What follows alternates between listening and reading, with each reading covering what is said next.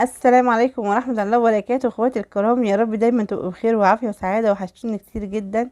النهاردة بإذن الله جايبه لكم وصفة يا رب تنال اعجابكم واكون عند حسن ظنكم، وان شاء الله اكون ضيفة خفيفة عليكم وتستفادوا معانا ولو بمعلومة صغيرة ان شاء الله.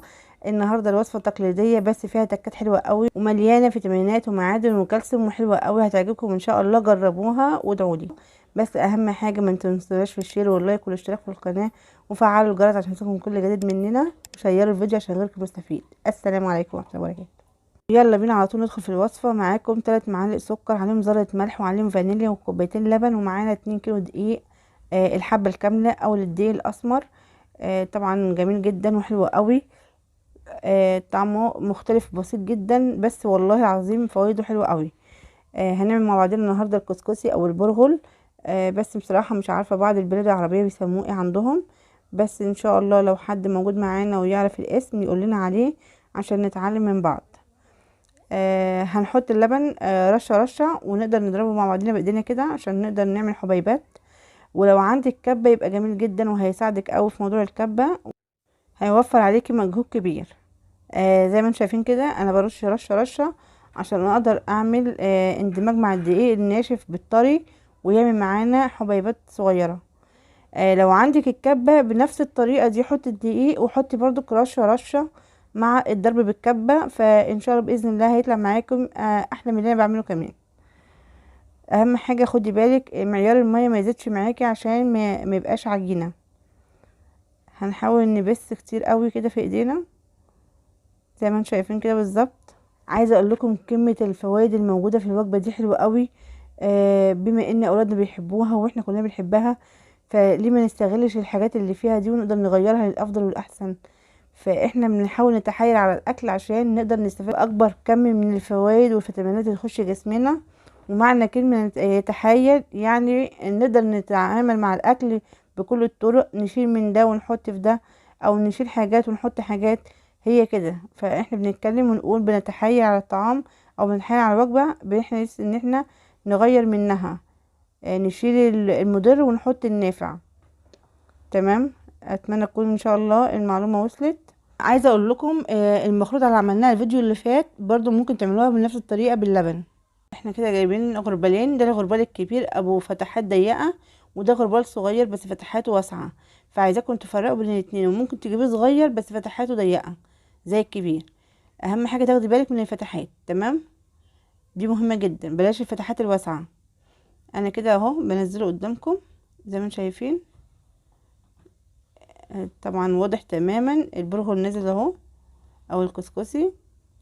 وبعد كده هدلك بايديا في الغربال عشان اقدر انزل البقايا الموجوده دي اهو زي ما انتم شايفين كده.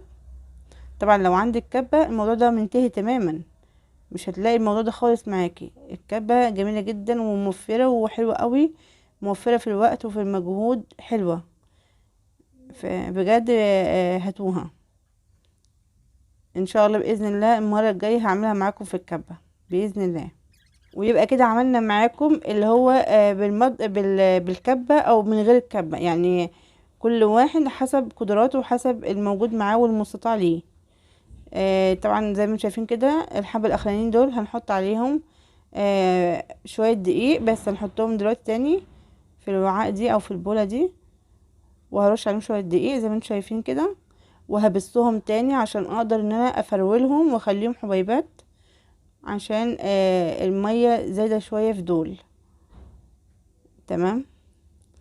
مش هياخدوا معانا اي حاجة خالص، على طول هيخلصوا معانا. وارجع تاني احطهم في الغربان وهنزلهم تاني حبيبات. خلاص كده احنا كده على وشك، خلاص خلصنا. واحنا كده مولعين على المية في حالة البرغل. ولو ما عندكش حالة البرغل احنا مش هنختلف تماما، والموجود عندنا هنعمل بيه. حلة عندك عادية وحطي فيها المصفى تكون على قدها، ولو ما فيش مصفى على قدها نحاول نشوف مصفى عند اختنا، عند مامتنا، عند جارتنا، هحطها عليها. وهحاول على قدر الامكان ان انا استغل اللي موجود عندي واعمل بيه. مفيش حاجة هتقول لنا لا، ولا فيش حاجة هتقف معانا بفضل الله. ربنا بيوفقنا وبيسخر لنا حاجات كتيرة جدا. فانا كده هحط خلاص اهو في الغربال وهنزلهم. هرجع احطهم في شاشة بيضة. الشاشة المتاحة برضك، يعني عندك بافتة بيضة او شاشة، المهم يكون يعني ايه، تقدر تدخل البخار وتوصله للعجين عشان يستوي معانا كويس جدا. في مسامير في الغربال يا جماعة، خدوا بالكم منها وانتوا بتعملوا كده عشان صوابعكم ما تتعورش، لان طبعا عن تجربة يعني الحمد لله اتأذينا كتير جدا وربنا يغفر لنا بيها. في الجناب كده مسامير ما ينفعش تدق عليها، وما ينفعش توديها هنا ولا هنا عشان الغربال ما يتبهدلش مننا ويفك. كده خلاص خلصت معاكم تمام. اخر حبة خالص اهم خلصناهم.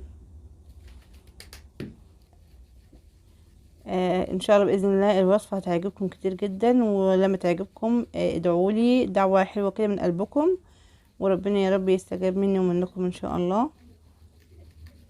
اتمنى الوصفه والمعلومات سهله عليكم، ما فيش حاجه بتقف معانا بفضل الله، واهم حاجه ما ننساش في اي كبيره وصغيره بنعملها في اكلنا نقول اللهم احسن ما بين ايدينا، عشان ربنا يكرمنا في طعامنا يعني، ويبارك لنا في حياتنا.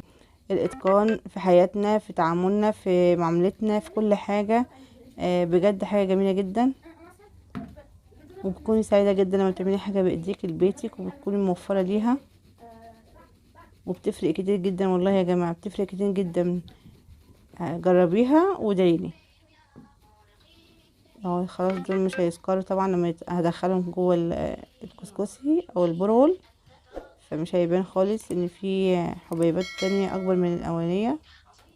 كده خلاص اهو انا بلمهم عشان خاطر لو في حاجه ريحت على بعضيها ومسكت، فانا بفكهم من بعض تاني زي ما انتم شايفين كده، عشان طبعا هي منديه بالميه، فاكيد طبعا رطبت على بعض فمسكت في بعضها شويه، فانا بحاول افكهم من بعض. وكده جبت المصفى بتاعت الحله واحط فيها شاشه بيضه، بس اهم حاجه الشاشه تكون شفافه قوي عشان تقدر تدخل البخار وتوصله للعجين عشان يقدر يستوي معانا كويس جدا. انا كده خلاص هحطهم كلهم وهرفعهم على النار بعد ما اغطي الشاشه كلها كويس جدا من على الوش عشان ما ينزلهاش اي نقطه ميه من الغطا، وهحط كمان عليها فوطه عشان تكتم معانا اكتر البخار وتسرع عمليه السوا، وتحافظ كمان على بخار المية ما ينزلش للكسكسي، لان لو عجل مننا هيبقى مشكلة. فزي ما انتم شايفين كده انا هحط الفوطة عليها. المية غليت معانا على فكرة يا جماعة، وهحط الغطا هيكبس معانا طبعا البخار، هياخد مننا حوالي نص ساعة او ساعة الا ربع بالكتير قوي. طبعا الوقت عدى معانا واستوت اهي. دي المرحله الاولى في البرغل، دي مرحله السوا الاولى، فانا بخبط عليها كده بيديني صوت زي الطبله، فانا همسك الطرفين من الشال ده وهنا وهنا، وزي ما انتم شايفين هرجها كويس جدا. هنزل ايد وارفع ايد، هنزل ايد وارفع ايد علشان احس ان هي بتفك معايا كلها اهي يا جماعه، وهنزلها في الطبق. زي ما انتم شايفين لونها هتحسوا ان هي مش بيضه قوي ومش فاتحه، عشان طبعا ده دقيق بلدي اللي هو الحبة الكاملة، فلونه بيبقى اسمر، هو اصلا دي اسمر، فهي دي النتيجة تمام.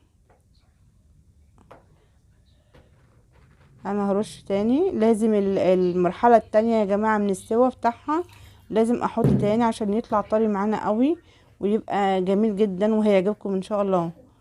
فانا لازم اغمرها بحبة مية تاني او بحبة لبن واردها تاني في الحلة في المصفى علشان تكمل سواها تاني. دي المرحلة التانية تمام. فاحنا كده خلاص فكناها من بعضها تماما زي ما انتم شايفين كده، مفيش اي كتل تانية خالص الحمد لله، ووزعنا كمية السائل عليها كلها. فخلاص احنا كده هنحطها بقى في الغربال تاني علشان لو في اي كلاكيع او كتل مش هينفع تنزل، هنقدر ننزلها في الغربال وتبقى كلها بسوى واحد وكلها زي بعضيها وبحجم واحد. كده اكيد واضح قدامكم. قدامكم نزل اهو البرغل او الكسكسي. هكمل برضو بنفس التعامل زي ما عملنا في المرة الاولانية. اخر حبة صغيرين جدا اهم، رفيعين برضو، بس مش عايزين ينزلوا مجربال، فما فيش مشكلة لما يدخلوا وياهم، ومش هيبانوا لما يندمجوا معاهم. فخلاص بقى هنرصهم تاني في المصفى، ونحاول نوزعهم عشان البخار يتغلغل جواهم ويسوي البرغل معانا سوا كامل، لان دي اخر مرحلة، فلازم تستوي سوا كويس جدا. فهتاخد معانا ربع ساعة يا جماعة. تمام، السوا بتاع المرة التانية ده هياخد معانا ربع ساعة، المرة الاولانية حوالي نص ساعة او 35 دقيقة. فكده خلاص هنقفل بقى الشاشة ونحطها فوق على المصفى على الحلة بتاعتها. المية عندنا برضو بتغلي، وبرضو بفوطة هنظبطها عشان نقدر نكتم البخار للناس اللي لسه داخلة معانا في الفيديو دلوقتي وبتشوفنا. عملنا البرغل بطريقة حلوة قوي ومغذية جدا. كملوا الفيديو للآخر وشوفوه، وإن شاء الله هتستفادوا معانا. أتمنى ينال إعجابكم يا رب. هنعمل برضو نفس المرحلة اللي عملناها، هنفكها من بعضيها كويس جدا بالشال أو بالقماشة بتاعتنا دي، وهنحطها في الوعاء بتاعتنا أو البولة، وهنفكها ونرش عليها حبة سمنة بلدي. لو مش حابين تمام مفيش مشكلة، شغال كده عادي. عملنا حبة بلبن، وعملنا شوية بسكر بودرة. ولاحظوا ان انا حاطه سكر من الاول خالص في العجين، فانا في ابو لبن ده ما حطيتش سكر، هو انا اكتفيت بالسكر اللي فيه. لكن اللي هو ناشف كده في ناس بتحبه كده عليه سكر، فاللي عايز ده موجود متاح، واللي عايز ده موجود متاح. وبجد طعمه حلو جدا جدا، والله بجد حاجة روعة. دمتم في حفظ الله ورعايته. السلام عليكم ورحمة الله وبركاته.